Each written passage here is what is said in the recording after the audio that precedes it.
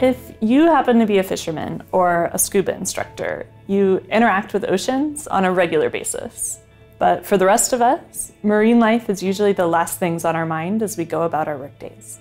So it's easy to assume that we don't impact the oceans.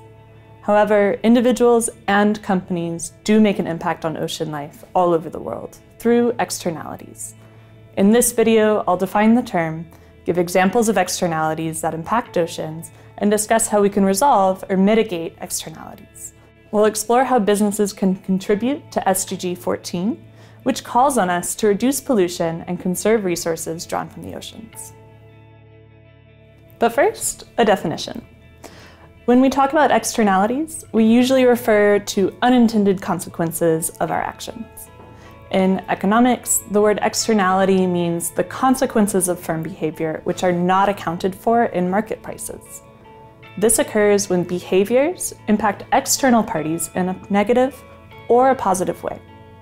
In a perfect world, we would still pay attention to the full cost of society for all our actions and would receive the benefits in exchange for paying that market price. But when externalities exist, the total cost exceeds the price, or the total social benefit exceeds the benefit to the firm. We call these negative and positive externalities. Some examples will help us show why this matters. If a firm causes a negative externality, the social cost exceeds the price paid.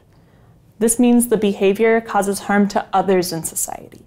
For example, when we place wind turbines in the ocean, we capture a lot of zero carbon energy, which is great for producing low emissions electricity. At the same time, we might disrupt marine wildlife habitat or migration routes. The impact of wind farms on wildlife is considered a negative externality because we don't usually pay the cost of damaging the wildlife. Other common negative externalities that impact the world's oceans include excessive use of disposable plastics by consumers and heavy application of fertilizer in agriculture. These materials often wind up as pollutants in our oceans, and we'd all be better off with less of these externalities, but unfortunately, the ones causing the damage aren't the ones paying the price. Positive externalities, on the other hand, generate benefits for others. For example, research and development projects to reduce plastic packaging may save a company money on packaging or shipping supplies, but also prevents waste, prevents pollution from wasted plastics, and provides examples for other firms to follow. Other firms will learn from the innovators' research efforts and can adopt the technology at lower cost.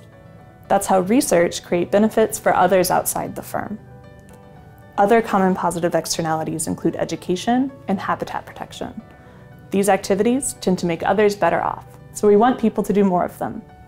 Unfortunately, the ones investing in research, education, or habitat protection are not the ones who get the full benefits of their action. So what can we do? In economics, we say that it is just about getting the price right. What I pay for the product at the market should reflect the true cost to society. When I buy plastic, I don't normally pay the cost of the pollution that it creates. But if I did, I'd buy less of it. That's why we often tax polluting activities. Taxes increase the price so that the price you pay is equal to the cost to society. The reverse is true for positive externalities. For example, when I educate myself, I invest my own tuition money and a lot of time, but will likely share the knowledge I gain with my eventual coworkers and peers. Because those others benefit from my investment, we often subsidize schooling. These subsidies lower the cost of education, encouraging people to pursue more of it. An economist would tell you that the key to correcting externalities, which damage our oceans, is simply to fix the prices. However, correcting externalities is rarely simple. First, the social cost of pollution is uncertain. How much does it cost society if a section of reef is damaged by tourists or by pollution? Without a clear answer, it's not clear how much we should tax the activities causing the damage. And remember, the tax only makes everyone better off if we get the price right. Second, externalities often cross government borders, with polluters in one country impacting communities in other places. This is especially true for our oceans, which span the globe. Addressing externalities requires collaborations. In many cases, this means that a polluter must join forces with those impacted by pollution to identify a way to make everyone better off.